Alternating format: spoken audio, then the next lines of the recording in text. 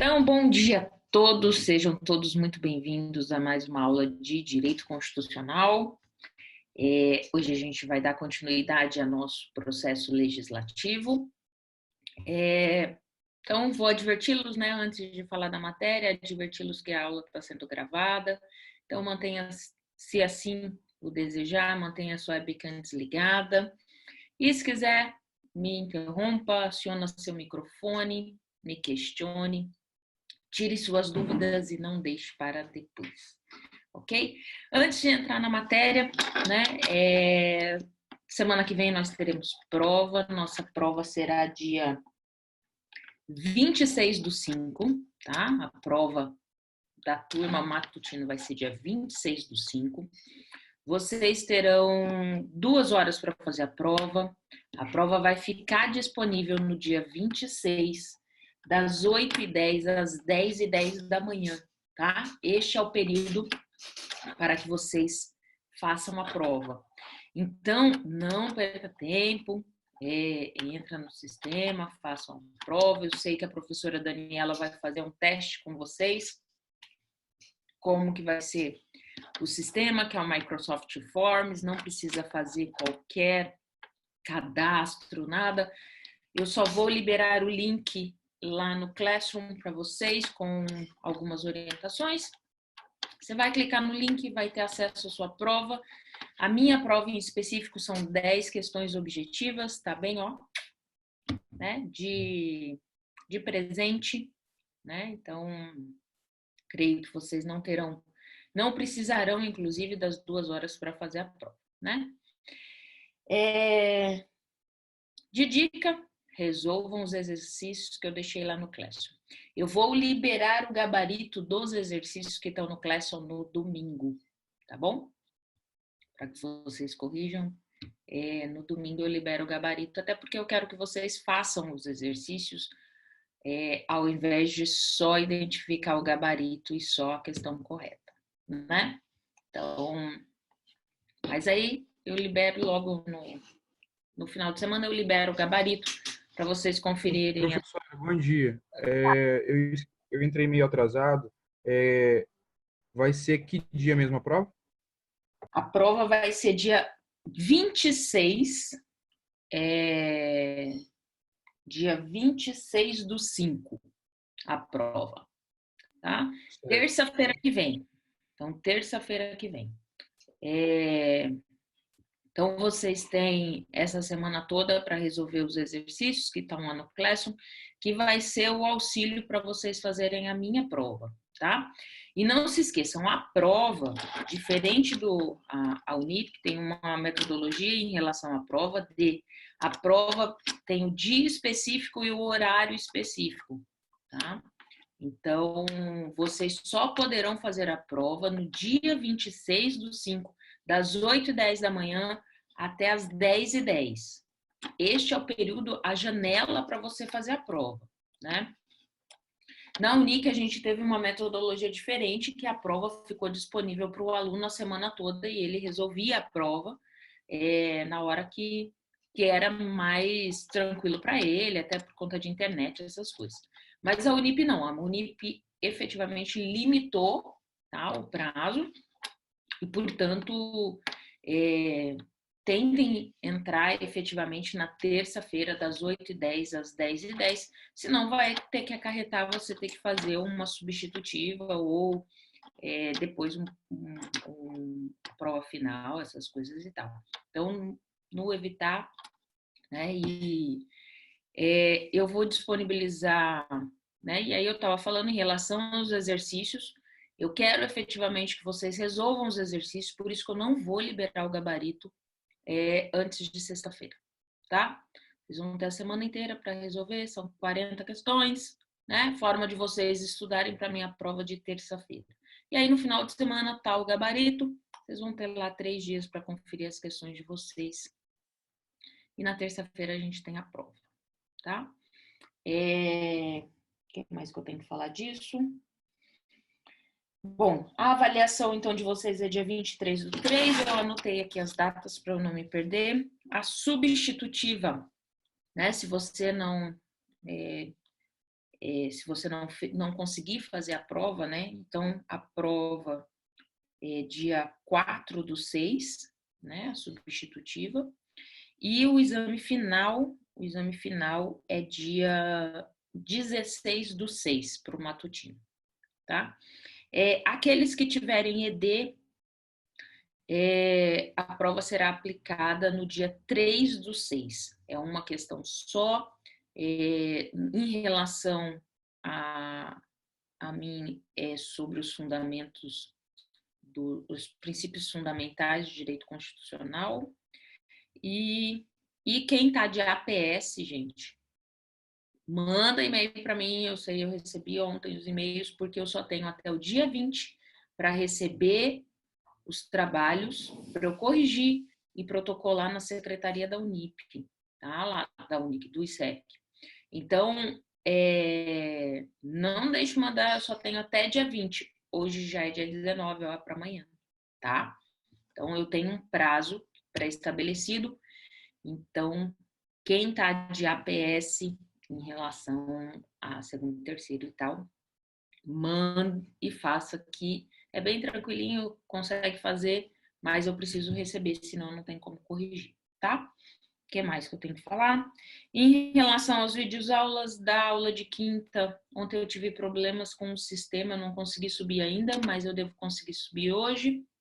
A aula de hoje, a hora que a gente sair, conforme for até a noite, vai estar já no sistema.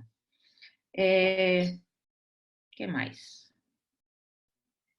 Então, da prova, quem entrou agora, prova dia 26/5, das 8h10 às 10h10. O link vai estar disponível para vocês no Classroom, tá bom?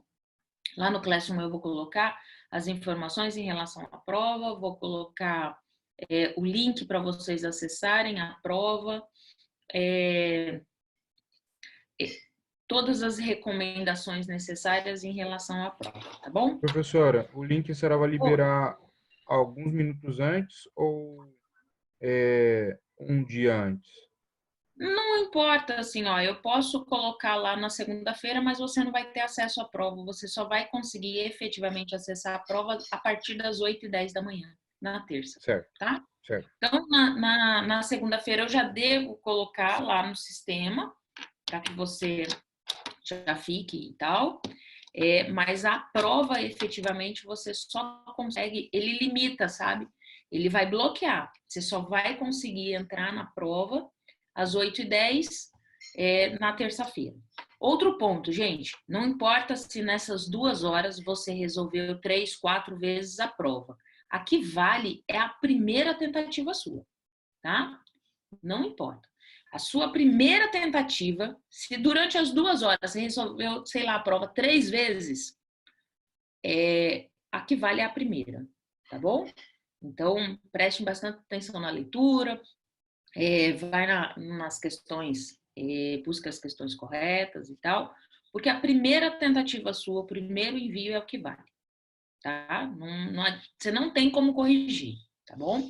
Entregou a primeira prova, partiu, e aí vai ter a sua nota, tá bom? Eu não sei se o Fornos, vocês não vão ter a resposta logo que faz a prova, tá? Você não vai ter a resposta. Mas, assim, na sequência, eu acho que vocês recebem a nota já. Na hora que vocês terminam a prova, você já vai saber a sua quantidade de acerto, tá? Mas se não souber, de qualquer forma, vocês vão fazer a prova na terça de manhã. Quando for terça à tarde, vai estar lançado já, tá bom? Professora. Oi. Bom dia. Pergunta.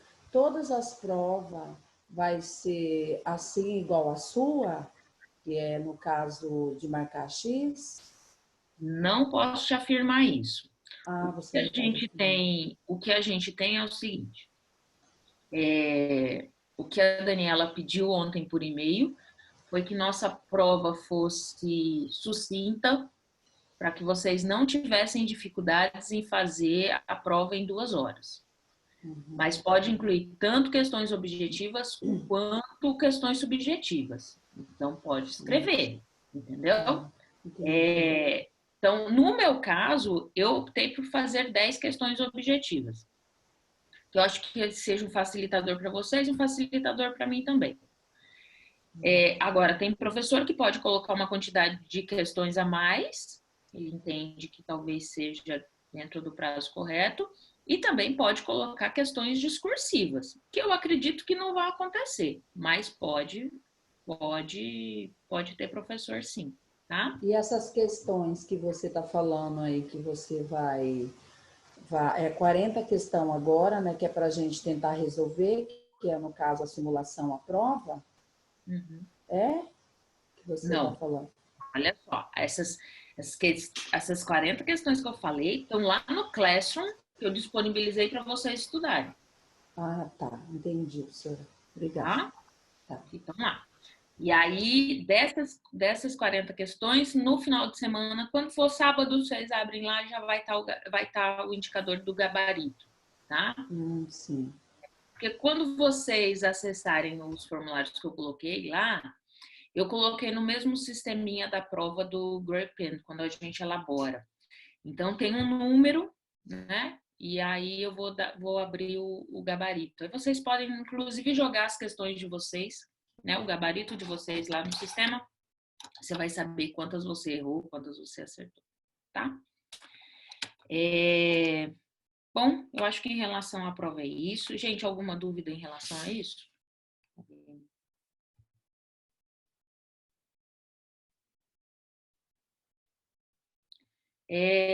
Se vocês tiverem, de qualquer forma, dúvida em relação às questões depois de...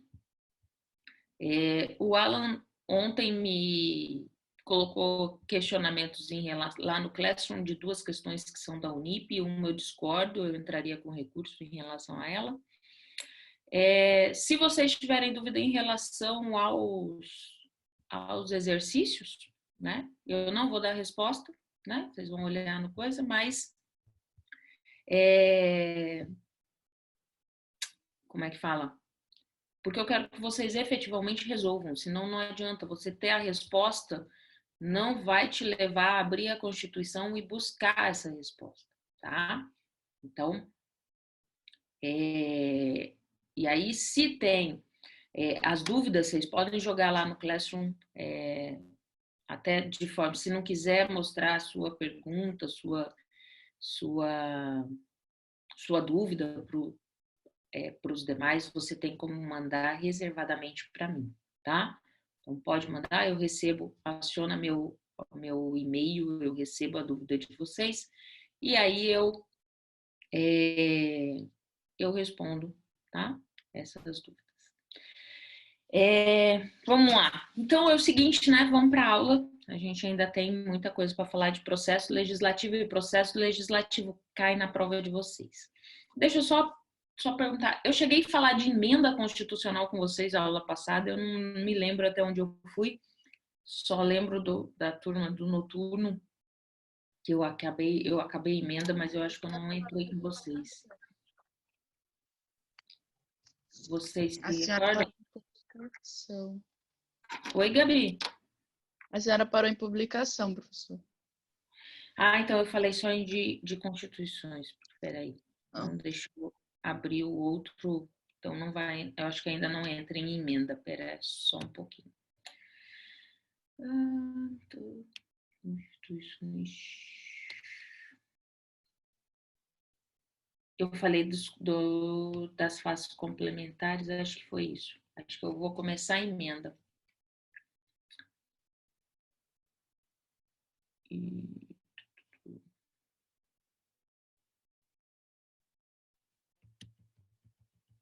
Acho que a gente falou das fases, né?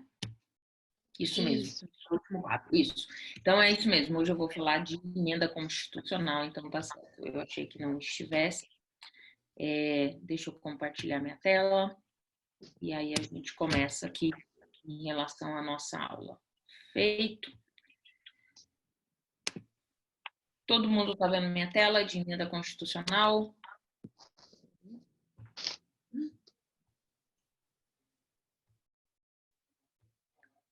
Vamos lá, então. Deixa eu Vou organizar aqui. Então, vamos lá. Bom, a gente falou aula passada do processo legislativo. O que é o processo legislativo? Nada mais é do que a concatenação de atos dentro do Poder Legislativo para a criação de nova norma, né? Eu falei a aula passada, essas normas, elas não têm hierarquia, ou seja, uma não está superior à outra. O impacto entre uma e outra é o princípio da especificidade, ou seja, é a matéria que cada uma lhe será atribuída, bem como o próprio processo, porque você vai ter um processo mais rígido de acordo com um tipo de legislação e um menos rígido em relação ao outro. Em termos de hierarquia, o que a gente tem dessas possibilidades de norma, né, nessa criação dessas normas, o que a gente vai ter em termos de hierarquia são as emendas constitucionais. Por quê? Elas vão ter status constitucional e ela está acima dessas outras normas, seja lei complementar, lei delegada, lei ordinária, qualquer ato normativo que, diferente de uma emenda constitucional, está abaixo dela, tá? Outro ponto que eu coloquei na pirâmide foi os tratados de direitos humanos. Tratados estes que, uma vez ratificado pelo Congresso, né? Ou seja, essa ratificação ocorre de acordo com o quórum de uma emenda constitucional, né? A aprovação em 2 turnos pelas 2 casas por uma maioria absoluta. Pois bem, então segue um mesmo rito, um rito rígido, né, em relação ao que a gente tem as outras normativas. Então, uma vez que este tratado internacional ele seja ratificado nesse mesmo quesito, gente, eu ainda não entrei no slide da emenda constitucional, não, por isso que só está essa primeira página, tá? Então, o que acontece? Enquanto esse tratado ele segue o mesmo rito de uma emenda constitucional, uma vez ratificado, né, ele vai ter status constitucional. E observem, eu estou falando tão somente do Tratado de Direitos Humanos, tá? Se os tratados de direitos humanos forem ratificados pelo Congresso Nacional, isso está lá no artigo 5º da Constituição, seguir os mesmos ritos de que fosse uma emenda constitucional, ele vai ter status constitucional. E aí, nessa situação, ele vai estar acima das demais normas, tá? Pois bem, mas e o que vem a ser, Karina, uma emenda constitucional? Para que serve uma emenda constitucional, né? Antes de entrar aqui, antes de falar efetivamente da emenda, ontem o Alan colocou assim lá no Classroom para mim, se a emenda constitucional, se a Constituição, né, o poder constituinte originário e derivado e tal, se eu teria o aspecto revisional da Constituição, tá? Então, o que acontece? O artigo 3º da ADCT, né, das disposições diretas de constitucional, de atos dispositivos constitucionais e tal, o que acontece? Lá o artigo 3º, ele vai dizer que cabe a revisão da Constituição 5 anos depois de promulgada. E isso aconteceu com a Constituição de 88. Então, feita essa revisão, né, teve tantas emendas. O que acontece? Qual que é a diferença dessa emenda revisional para a emenda constitucional que a gente vai ver agora? Ela tem um rito simplificado, né? A gente vai ver que o rito para a aprovação de uma emenda constitucional ela é rígido. Né? Por isso que a gente classifica a nossa Constituição de forma rígida, porque a gente tem a alteração da Constituição, ela é um rito mais truncado, mais fechado, mais difícil, né? E nem é tão célere, não. Efetivamente, ele tem uma tendência de ser mais demorado. E a emenda de revisão, né, que foi lá em 93, esse rito da revisão, ele é mais simplificado, tá? Ele é mais simplificado. É quase o rito de aprovação de uma lei ordinária, tá bom? Então, hoje, professora, hoje eu ainda tenho a possibilidade de revisão da Constituição? Não. Hoje eu só posso ter alteração, né? Em relação à Constituição, e aí só via emenda constitucional. Por que lá na questão estava certo? Porque lá está falando de uma forma global, de uma forma amplificada, e não específica à Constituição de 88. Se tivesse colocado lá a Constituição de 88, a alternativa estaria incorreta, tá? Pois bem, vamos lá para a emenda constitucional, que hoje a gente vai falar de um monte de coisa. Quando se fala em emenda constitucional, quando a gente tem quais são as considerações gerais em relação à emenda? A emenda constitucional, ela é fruto do poder constituinte derivado e reformador, ou seja, poder constituinte a gente viu lá, tá lá no Classroom, se você tem dúvida, tem um explicativo bastante simplista e tem um vídeo aula, que foi de uma aula que eu acabei sanando a dúvida de alguns alunos, e aí tá gravado lá, então entra lá, se você tiver dúvida em relação a isso. O poder constituinte originário é aquele que formalizou, que criou a Constituição, tá? Então, ele é originário, início, gênese, tá? E aqui, quando você tem poder constituinte derivado, porque ele deriva de algo. Então, o que ele vai fazer está derivando lá da Constituição. A Constituição é de um poder originário. Então, eu estou derivando. E reformador porque eu vou alterar, tá? Vou reformar. Então, eu posso alterar o artigo, revogar o artigo, acrescentar. Eu estou reformando, estou mexendo naquilo, tá? E aí eu tenho a reforma constitucional, né? Na reforma, eu tenho efetivamente a mudança desse texto, né, na Constituição por emenda ou por emenda de revisão. A emenda de revisão eu já falei aqui, né, antes de vir o slide. E a emenda constitucional é o que a gente está falando agora. Tem um procedimento formal, tá? E ele vai atingir esse texto da Constituição. Karina, quais são os atos necessários? Esses atos necessários de emenda constitucional, de uma criação de uma emenda constitucional, está definido na Constituição, tá? Por isso que ele é derivado. O poder originário já determinou quais são os passo a passos que eu tenho que ter para ter a emenda constitucional. E aí eu posso ter mutação constitucional, né? Eu vou modificar o sentido de um termo da Constituição, mas sem mudar o texto efetivo, tá? Quando eu tenho mutação, ele é decorrente do quê? Ele é decorrente o grande ponto é a própria evolução da sociedade, a mudança de costumes, a mudança de valores. Aquele contexto qual foi criada a Constituição já não é o mesmo, né, nessa sociedade. Então eu preciso mudar essa nova Constituição, né? Então, se a gente pegar um exemplo, eu vou trazer um exemplo que não é da Constituição, mas é do Código Civil, só para aclarar. Quando se criou o Código Civil, eu tinha casamento tão somente de homem e mulher, né? Entendia-se que a formação familiar era o encontro de duas pessoas heterossexuais, né? Homem e mulher e a criança. Essa era a ideia de família tradicional, daquela família que vem lá dos idos dos nossos avós.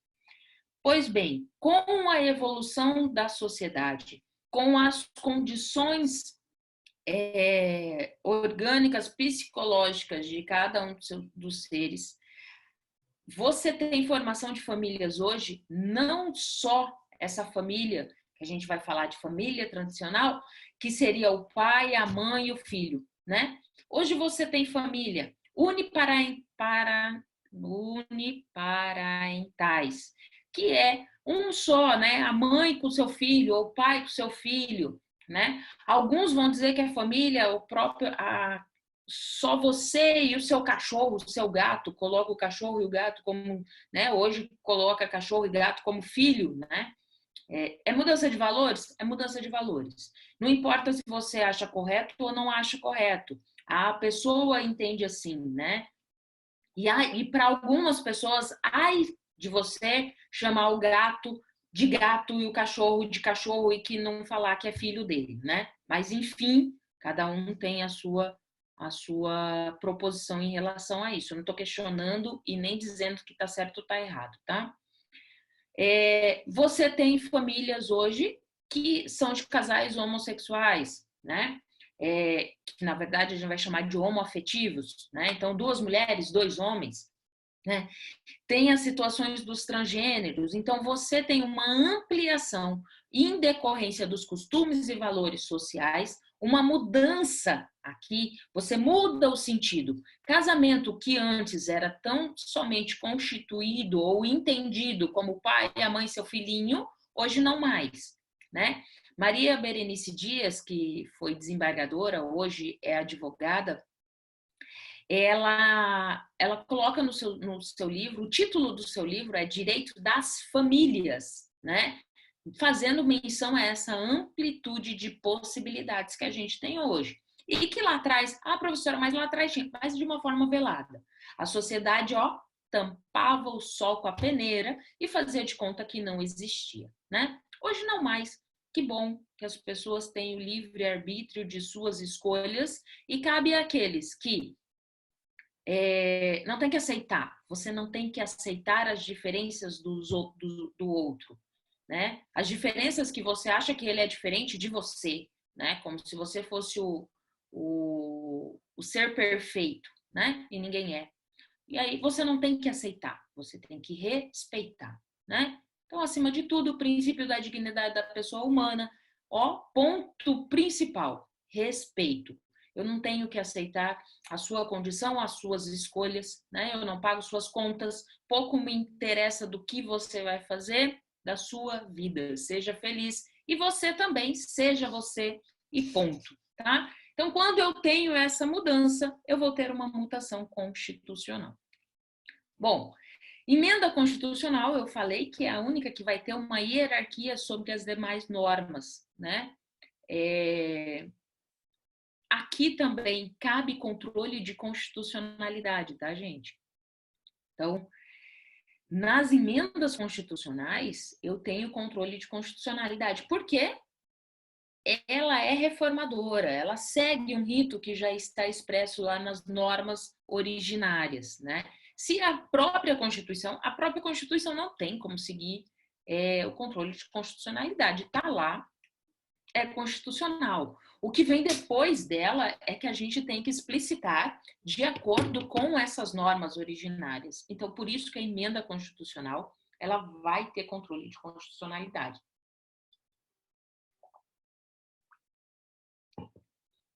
O fato de ser superior às outras normas infraconstitucionais, ela decorre, deixa eu fazer uma canetinha aqui, ela decorre, da rigidez constitucional. O que é essa rigidez, Karina? É porque segue um rito mais dificultoso, um rito mais específico em relação às demais normas.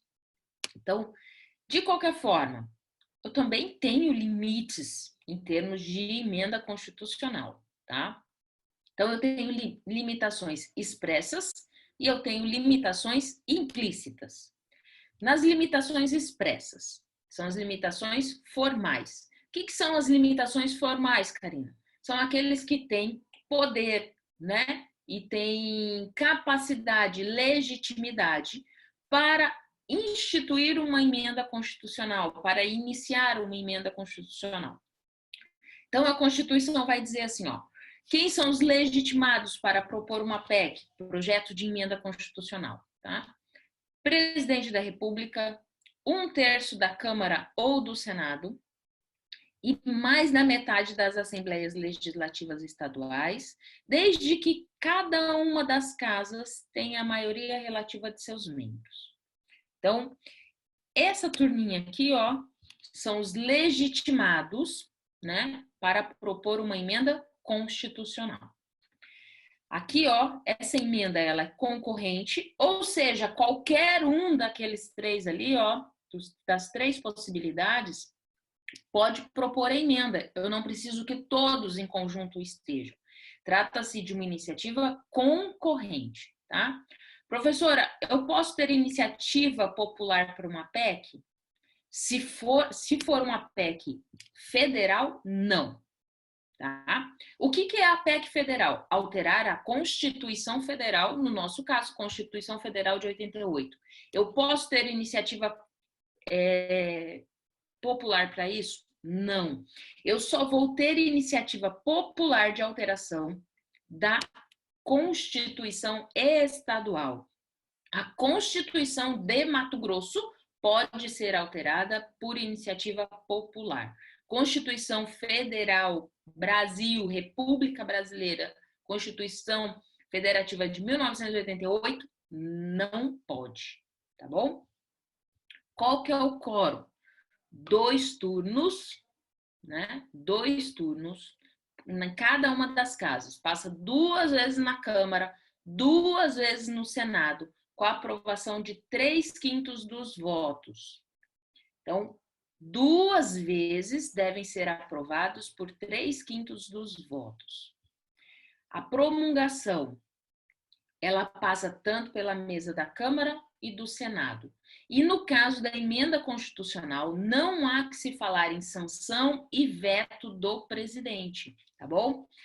Emenda constitucional, uma vez que ela foi aprovada pelos 3/5 dos votos nas 2 casas, eu não preciso ir para o presidente para ele sancionar ou vetar essa emenda constitucional. A emenda, ela ainda pode ser rejeitada ou a gente vai chamar de prejudicada.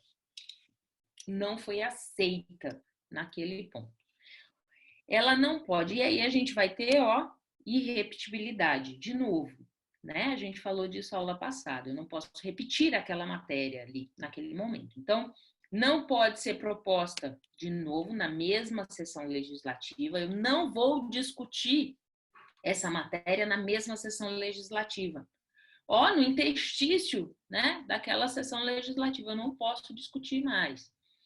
Não pode ser tratado no mesmo ano, em convocação extraordinária, né? Eu não posso chamar o Congresso, né? Vamos voltar essa emenda, se foi uma emenda que já foi rejeitada, tá? Não cabe chamar de forma extraordinária, ou seja, de um período qual está fora, né? O Congresso agora em julho é um período de recesso do Congresso. Certamente eles não vão parar, eles vão ficar em convocação extraordinária, porque o recesso seria uma pausa e aí eu vou estar efetivamente em trabalho. Então, esse trabalho como se fosse extraordinário. Como se fosse, não. Trata-se de trabalho extraordinário, além daquilo que está previsto no calendário de sessão legislativa, tá? Se ele for rejeitado, né, se o texto rejeitado ele for substituído e não o original, né, o que você pode fazer, né? Teve mudanças no texto, eu tive inclusão nos textos, né? E aí, o texto que foi rejeitado, ele foi uma alteração, foi uma emenda ali no texto original. O que eu posso fazer? Eu posso votar tão somente o texto original, o texto primógeno, primeiro que teve, tá? Sem qualquer emenda, sem qualquer alteração, sem qualquer modificação. Aí sim eu posso votar só aquele primeiro texto, o primeiro rascunho lá, na mesma sessão legislativa. Se não, tem que aguardar uma nova sessão e o principal aqui, um novo interesse político em relação à alteração, modificação, reforma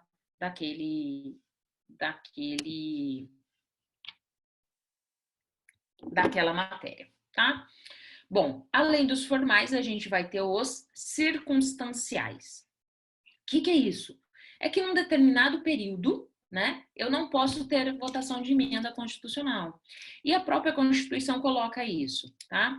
Então, a Constituição ela não pode ser emendada se eu tiver intervenção federal. A gente teve intervenção federal há pouco tempo do Rio de Janeiro. Esse período da intervenção do Rio, não há que se falar em intervenção em emenda constitucional, e aí a gente está falando de uma intervenção federal, eu não tenho emenda na Constituição Federal, na Constituição de 88.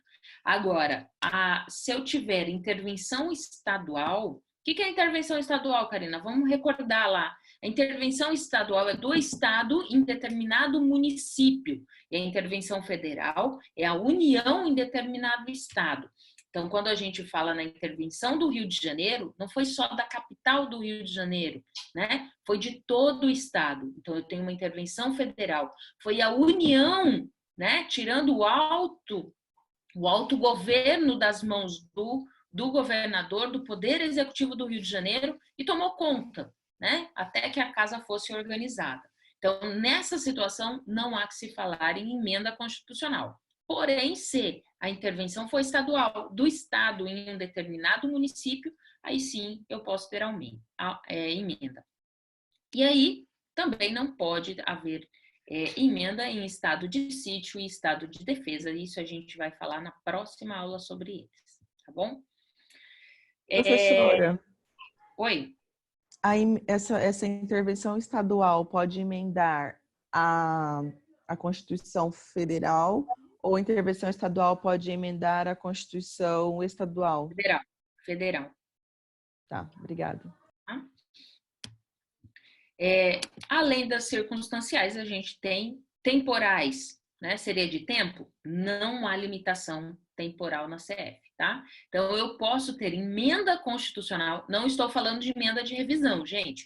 Emenda de revisão só acontece de acordo com a DCT, artigo 3º, 5 anos depois de promulgada a Constituição.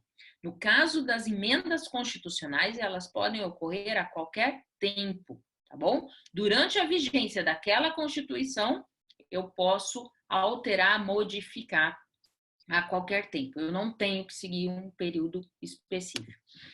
E aí eu tenho as materiais. Se as formais estão decorrentes daquele que está propondo a emenda constitucional, de que faz a emenda constitucional, da iniciativa da emenda constitucional, material é a matéria, né? Como o próprio nome diz, é o conteúdo dessa emenda. E aí você vai ter cláusula pétrea, as cláusulas pétreas, forma federativa de Estado, não se altera, né? Voto direto, secreto, universal e periódico, também não se altera. Separação dos poderes, direitos e garantias individuais. São matérias que não serão alteradas por emenda constitucional. Vai ser alterada num poder constituinte originário, novamente aqui, tá? Não são objetos de deliberação, tá? Então, não sequer pode tramitar uma emenda constitucional referente a essas matérias, tá bom? Não pode, né? Outro ponto aqui, ó, porque elas tendem a abolir, né? Que vai quando eu tento emitir uma emenda constitucional em relação a essas matérias aqui, ó, a ideia é tentar abolir isso. E aí eu passo a ter a separação dos poderes, o balance, pesos e contrapesos entre os 3 poderes, que são os pilares, né, de um Estado. Eu posso aumentar ou enfraquecer, né?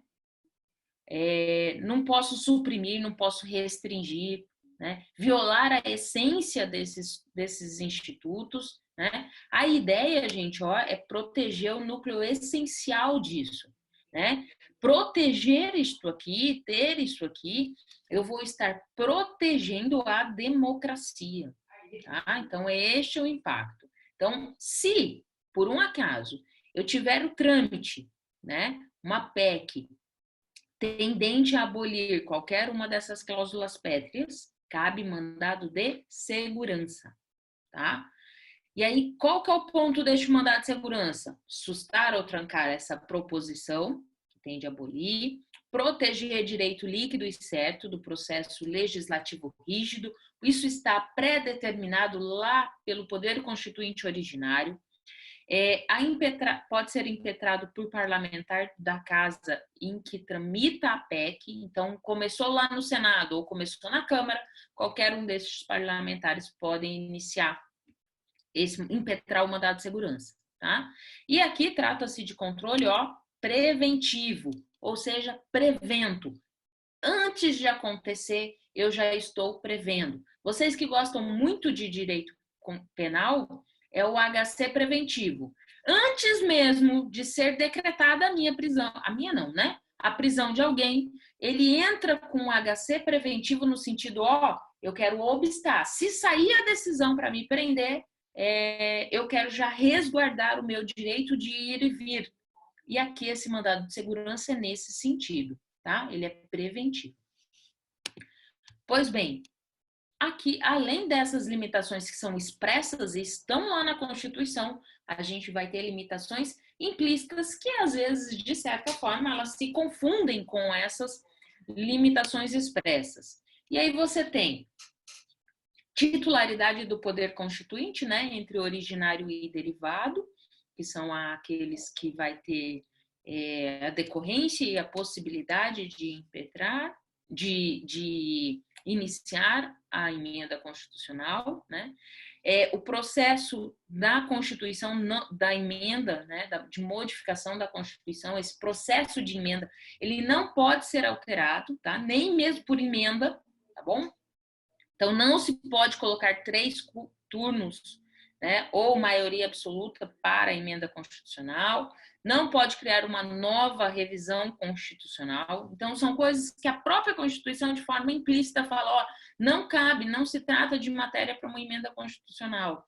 Porque essa concatenação de atos, esses procedimentos já está pré-definidos pela Constituição e nem por emenda constitucional eu posso alterar, tá? Isso já vem decorrente do poder constituinte originário.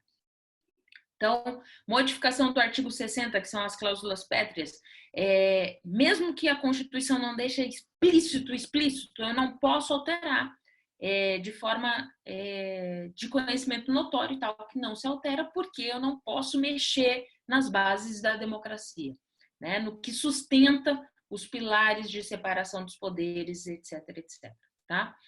Eu não posso ter uma dupla revisão, então eu não posso revogar um artigo que fala das cláusulas pétreas, então também, né, aqui de forma explícita, a Constituição não deixa isso, mas decorrente dos estudos e de toda a interpretação da Constituição, que é de uma forma sistêmica, também de forma implícita, eu tenho a vedação, essa dupla revisão. Eu não posso revisar nem as cláusulas pétreas e nem aqueles artigos que fazem referência à própria cláusula pétrea.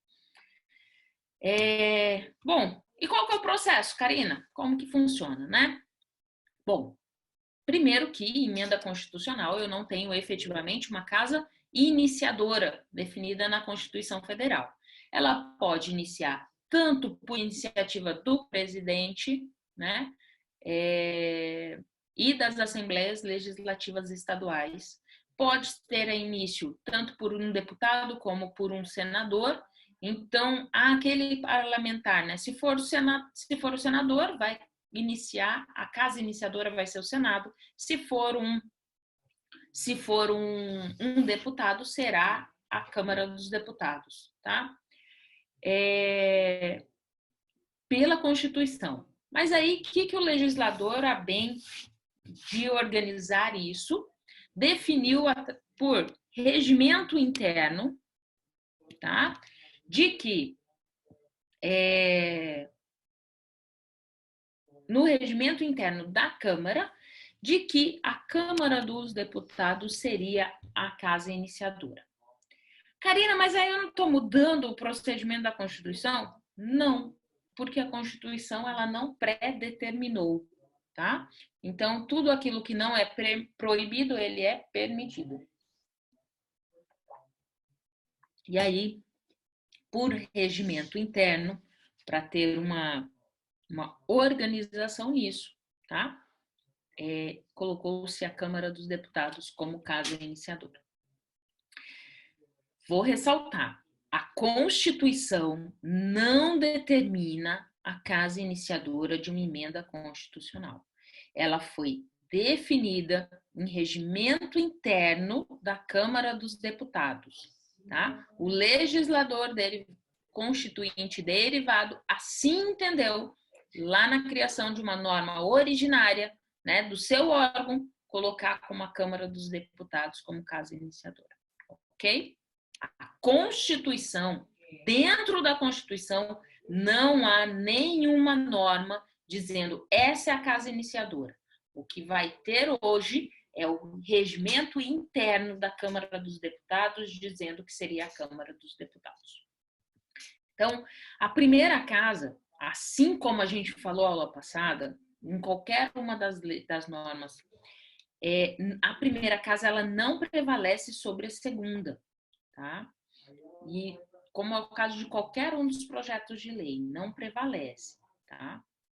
Então, eu tenho todo o trâmite na primeira casa, e aí, votou, aprovou, eu vou para a segunda casa para revisar. Só volta da segunda casa para a primeira se houver uma alteração substancial, se aquilo efetivamente fizer diferença, se alterar, tá? E aí, neste caso, volta a PEC inteira, tá? Como se fosse uma nova PEC e não apenas a parte modificada. Então, olha só, votei a PEC na Câmara, foi para o Senado, a Casa Revisora. Lá na Casa Revisora, faz-se uma alteração substancial, inclusão de algo, modificação no artigo e tal, de parte só. O que vai acontecer? Quando volta do Senado, e aí essa PEC, com as alterações, ela volta do Senado para a Câmara, como se fosse voltar da segunda casa para a primeira, que é a casa iniciadora, ela volta não como modificação, não só para a votação daquela emenda ali, da alteração. Ela vai voltar como se fosse uma nova PEC, ok? Então, a gente vai dizer que PEC, eles vão dizer em PEC, só um pouquinho, gente.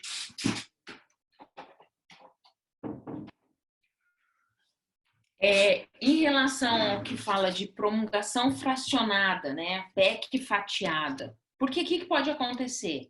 Eu posso promulgar, posso dar a divulgação da parte da que não sofreu emenda, tá? Eu posso fazer e continuar a votação daquilo que foi alterado, desde que sejam duas partes independentes, sejam autônomas, uma não depende da outra dentro da PEC, tá? Eu posso fazer? Posso, mas vai depender dessa independência. Bom, os tratados, eu comentei em relação aos tratados, né? Os tratados de direitos humanos, eles, uma vez ratificado, o que é essa ratificação? Também aprovados por 2 turnos, com 3/5 do voto, vão equivaler à emenda constitucional. Isso está lá no artigo 5º, parágrafo 3º. E aí vão estar superiores às outras normas infraconstitucionais. Em relação à emenda constitucional e o direito adquirido, ato jurídico perfeito e coisa julgada, em regra, né, a emenda constitucional ela não pode desrespeitar... Professora, Diga. Eu não entendi o tratado. Esse tratado que você falou muito rápido, eu estava até anotando, eu acabei que não entendendo. É que eu já tinha falado dele, por isso que eu passei de forma mais rápida. Né? Eu vou voltar. Ó, quando se fala em tratado, é norma internacional, tá? Quando esses tratados, eles falam de matéria de direitos humanos, por exemplo, uma convenção da OIT, da Organização Internacional do Trabalho, que está dispondo, né, sobre direitos trabalhistas, direitos humanos, esses tratados, para que eles exerçam obediência, obrigatoriedade dentro do Brasil, por exemplo, eles precisam ser ratificados, ou seja, serem aceitos pelo Congresso. Para que eles sejam aceitos e tenham obrigatoriedade dentro do Brasil, eles utilizam-se do mesmo tipo de aprovação, do mesmo sistema de processo legislativo rígido de uma emenda constitucional. ou seja, tem que ser aprovados por 2 turnos em cada uma das casas, com a votação de 3/5 do voto. E aí eles vão ter equivalência de uma emenda constitucional. Isso está lá no artigo 5º, parágrafo 3º da Constituição. E aí, desta feita, eles vão estar superiores às outras normas infraconstitucionais, tá? Prof, a senhora falou 2 turnos em cada casa ou 2 um turno em cada? Vamos lá, Michele, ó, 2 turnos em igual emenda constitucional. Para aprovar uma emenda, eu preciso de 2 turnos em cada casa, com aprovação em cada um destes turnos de 3/5 dos votos.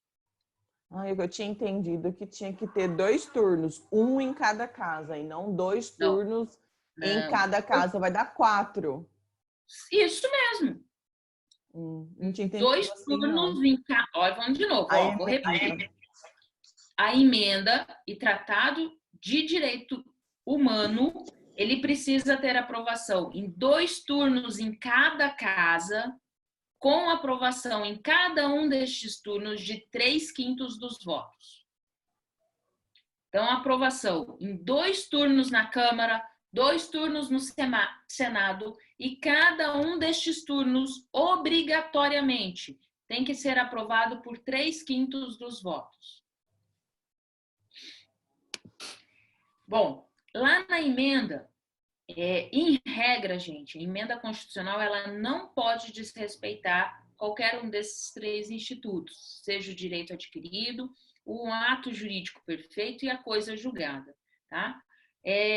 Dependendo do doutrinador que vocês buscarem ou forem ler a posteriori, tem alguns doutrinadores que que divergem disso, mas como tudo no direito, né? Eu tenho uma divergência em relação às opiniões em relação a determinadas matérias. Eles dizem que não, que cabe sim a emenda constitucional, inclusive, adentrar esses institutos. Mas a regra é que a emenda constitucional não pode desrespeitar esses 3 institutos. Então, não cabe alegar frente ao poder constituinte originário, mesmo ao poder constituinte originário, direito adquirido, ato jurídico perfeito, coisa julgada. Agora, ao poder constituinte originário, eu não posso alterar lá na Constituição, mas eu posso alegar frente ao poder constituinte derivado, tá? Então, ao poder constituinte derivado,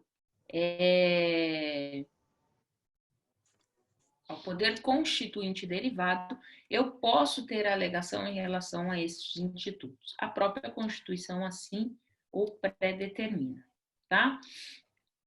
E aí, além dessas limitações, eu tenho algumas vedações ao poder constituinte. Aqui, ao poder constituinte decorrente, tá? O poder constituinte decorrente aqui é da Constituição Estadual.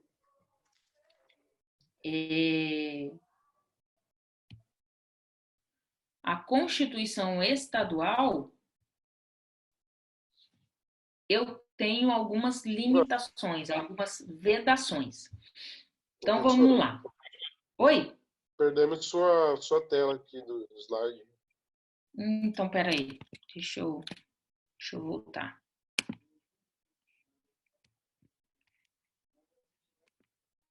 Aí, voltou? Sim. Gente, eu acordei hoje meio gripada. Meu nariz está coçando, tô ardendo. Não sei nem como tá. Vocês estão ouvindo minha voz aí, deve estar meio afanha. Eu tenho alergia a essas mudanças de tempo e Cuiabá nesse calor, e aí refresca e tal. Nem ar-condicionado tô usando, mas tô... Ai, não sendo Covid tá bom, né? Deus me livre, bater aqui na madeira. Vamos lá. Então, o constituinte aqui, a gente está falando de Constituição Estadual, tá? Constituinte decorrente. Então, ele não pode, ele é proibido, é defeso a ele estabelecer monarquia como forma de governo, parlamentarismo como sistema de governo, outros sistemas eleitorais. Ele não pode colocar isso na sua emenda constitucional, tá? Na sua Constituição Estadual. Modificar o quórum de 3/5, né? Estabelecer prazos para detentores de iniciativa privada, né? Vai ferir a separação dos poderes, condicionar a eficácia de convênio, né, pelo Poder Executivo, a prévia aprovação do Legislativo, não pode fazer, tá? Isso está lá no artigo 84, até coloquei o artigo ali para facilitar para vocês. Subordinar a nomeação do Procurador-Geral de Justiça à Assembleia Legislativa. A gente falou lá de Poder Judiciário, de que o procurador do Ministério Público, né? O Procurador-Geral da República, sim, deve ter a aprovação do Senado, passa na sabatina do Senado. Mas o Procurador-Geral da Justiça, que é o chefe, né, do Ministério Público no Estado, é só da escolha do presidente. Eu tenho uma lista tríplice, o presidente nada, o governador. Dessa lista tríplice, o governador escolhe um e ponto, né?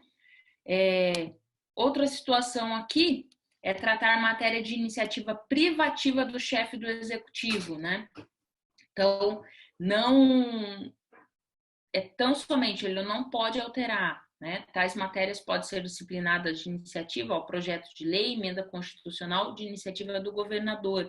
Eu não posso alterar isso, né? Minha Constituição Estadual não pode alterar.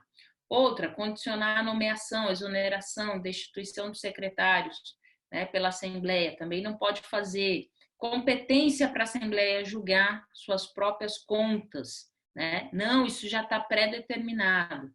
Então, você tem as contas do governador, quem vai apreciar? O TCE, e a Assembleia só julga. As demais administrações dos 3 poderes, o TCE que vai julgar, certo?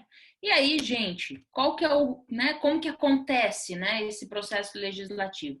Eu tentei aqui fazer um esqueminha para vocês terem uma facilidade de visualizar isso. Então, eu vou ter, iniciativa aqui na casa, a primeira casa, né, primeiro turno, aprovou por 3/5, segundo turno, aprovação 3/5, eu vou para a segunda casa, que aí eu vou aprovar no primeiro turno, tem aprovação, segundo turno, se no segundo turno teve uma modificação substancial, volta para a reapreciação de novo de 2 turnos, né? E aí, se não teve a modificação, aprovação, promulgação pela mesa do Senado e da Câmara e do Senado. E aí, publiquei a emenda constitucional, PT Saudações, está lá na prática alterada, redefinida as coisas da Constituição Federal. Feito? E aí, em termos de emenda, nossa aula agora já são 9h05. Nem se eu quiser eu não consigo, para eu iniciar outro slide e finalizar eu não vou conseguir. Então, para a aula de hoje, creio que seja isso, até porque é um monte de informação e eu não quero também dificultar a vida de vocês mais do que ela já pode ser. Professora,